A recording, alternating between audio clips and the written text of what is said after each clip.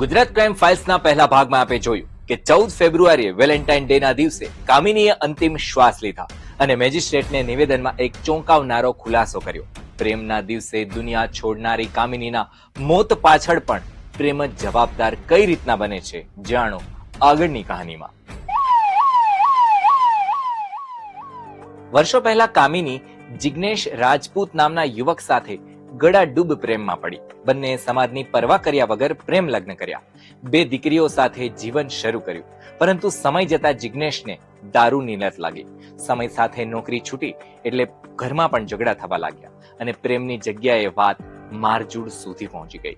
પતિના ત્રાસથી કંટાળી ગયેલી કામિની હવે શાંતિની આશાએ પિયરમાં રહેવા લાગી અને ઉમરગામ GIDC ની એક કંપનીમાં કામ શરૂ કર્યું.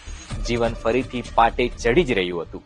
પણ અચાનક એક દિવસ કામિની પોતાની મિત્રો સાથે ઉમરગામ ટાઉન કન્યા શાળાની સામે માછી મંદિર છે ત્યાં પહોંચી હતી. રિક્ષાની રાહ જોઈ રહ્યા હતા ત્યારે અચાનક પતિ જિગ્નેશ ત્યાં આવી પહોંચ્યો.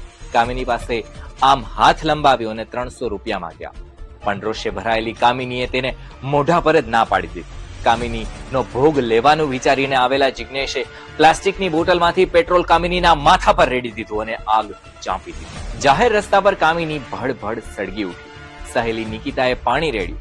લોકો દોડી આવ્યા. 108 પણ બોલાવવામાં આવ્યા. બધી જ કોશિશો થઈ પરંતુ કામિનીના પ્રેમે જ તેનો ભોગ લઈ લીધો અને અંતે ખુલાસો કરતા હોસ્પિટલમાં કામિનીએ મેજિસ્ટ્રેટ સમક્ષ પતિનું નામ લઈ મોતને વહાલું કર્યું. આવતા સપ્તાહે ફરી મળીશું એક નવી ક્રાઇમ સ્ટોરી સાથે, માત્ર દિવ્ય ભાસ્કર પર.